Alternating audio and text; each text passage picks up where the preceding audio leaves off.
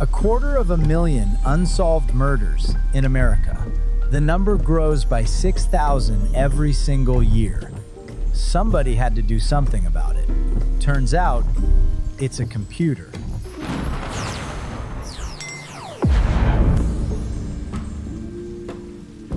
Here's the dirty secret, kid. A cold case isn't unsolved because nobody cares. It's thousands of pages, reports, interviews, lab results. Detectives retire. Evidence gets scattered. The answer is usually in the box, buried on page 4,000. I read 4,000 pages before you finish your coffee. I don't drink coffee.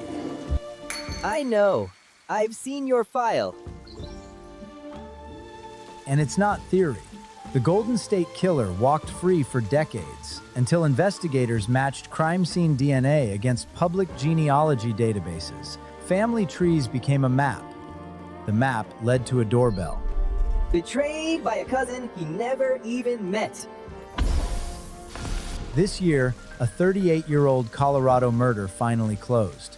Evidence preserved at the scene, a DNA hit, and an AI that rebuilt 4 decades of scattered files so detectives could connect it to a serial killer's pattern. But here's where the plot thickens. The machine gets it wrong sometimes, sees patterns that aren't there. Facial recognition misses more often on some faces than others. Pointed at the wrong person, it can ruin a life. Which is why my word alone arrests no one. I find the thread. Humans pull it. The machine reads the boxes.